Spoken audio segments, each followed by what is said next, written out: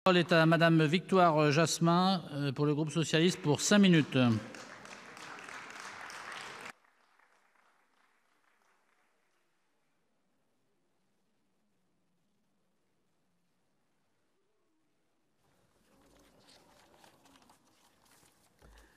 Monsieur le Président, Mesdames et Messieurs les agriculteurs, Madame la Ministre, Monsieur le Président de la Commission, Monsieur le rapporteur, je souhaite souligner la brutalité du gouvernement qui vient de bafouer un travail parlementaire en instaurant un amendement qui vise uniquement à reporter l'application immédiate de ce texte.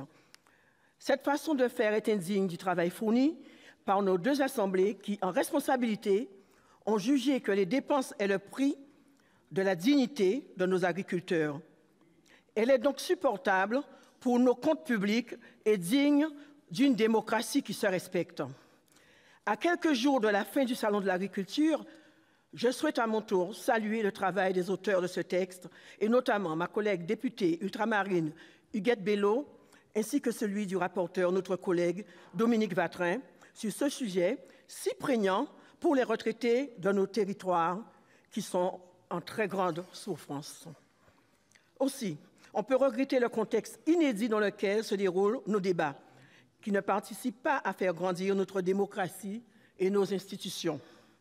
Aussi, les petits calculs politiciens de notre gouvernement, de votre gouvernement, depuis ces dernières heures, pour repousser au calendrier grec une revendication légitime et raisonnable de nos agriculteurs, revendication pour laquelle l'Assemblée nationale et le Sénat ont œuvré ensemble à l'unanimité.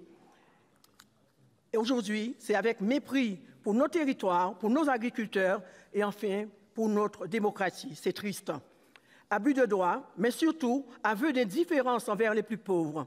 L'usage du 44.3 pour cette proposition de loi qui se voulait une réponse immédiate aux attentes des professionnels de l'agriculture devant la paupérisation grandissante des retraités de ce secteur, tant en France continentale qu'en Outre-mer, est indigne de votre gouvernement à la fois par sa brutalité, par son incohérence. Car il s'agit ici de non-assistance à un secteur en danger. Il y a urgence d'agir. L'urgence est de leur manifester notre engagement, notre soutien, notre volonté d'améliorer de façon immédiate et effective les conditions de vie déjà si difficiles de ces près de 1,5 million d'exploitants agricoles actuellement à la retraite dans notre pays. En effet, c'est une profession estimable et digne qui mérite, après une vie de dur labeur, une retraite décente. Les nombreuses avancées en la matière lors du précédent quinquennat ont témoigné d'une politique volontariste avec laquelle vous rompez aujourd'hui. Et c'est encore plus triste. Car le constat est édifiant. La retraite moyenne de non-salariés agricoles, tous bénéficiaires confondus, s'élève aujourd'hui à 766 € à peu près par mois, soit un niveau inférieur à la fois du seuil de pauvreté et à l'allocation de solidarité aux personnes âgées, l'ASPA. Un non-salarié agricole sur 3 perçoit une retraite inférieure à 350 € par mois. Vous comprendrez bien aisément, c'est de cela qu'il s'agit, que le groupe socialiste et républicain soutient toute démarche qui vise à valoriser, à rétablir la confiance de nos agriculteurs et singulièrement des plus jeunes, sur la pérennisation de leur retraite. Il ne peut décemment prendre part à un vote simulacre de démocratie qui entrave l'applicabilité directe et immédiate de cette proposition de loi. Comme il est regrettable, Madame la Ministre, qu'après un long marathon médiatique dans les travées du Salon de l'agriculture, ce gouvernement s'apprête à bafouer le fruit d'un travail parlementaire de qualité qui conviendrait de respecter, de valoriser. Cela ne laisse rien présager de bon pour la réforme constitutionnelle.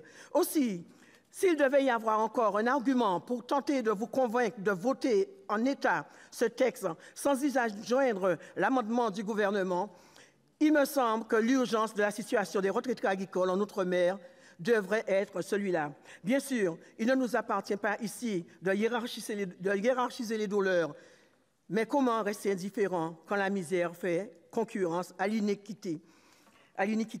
On compte dans les départements d'outre-mer près de 43 000 exploitations pour plus de 130 000 hectares. L'agriculture, qui est un secteur économique traditionnel dans ce département, pèse 1,7% du PIB, soit 47 000 emplois annuels à temps plein, dont 32 000 actifs familiaux et 8 000 salariés permanents. Or, depuis 1988, le nombre d'exploitations a été divisé par 2, avec une surface agricole utile diminuant régulièrement à peu près de 20% sur l'ensemble des Outre-mer. À l'instar de l'Hexagone, les raisons de la désaffection pour une profession largement exposée aux risques climatiques et sanitaires sont multiples. Pour autant, le très faible niveau de retraite et les spécificités outre-mer en la matière n'y sont pas étrangères. En effet, dans nos territoires ultramarins, plus de 27 600 retraités, pour plus de 27 600 retraités, la pension moyenne mensuelle de droits directs s'élève à 293 €, contre respectivement environ 450 €. Conclure, chers collègues. C'est donc sur la base de ces éléments qu'en dépit de son soutien au monde agricole, le groupe socialiste ne prendra pas part à ce vote, à cette mascarade orchestrée par ce gouvernement qui veut que les agriculteurs continuent à se suicider. C'est vraiment dommage et c'est triste. Merci, chers collègues.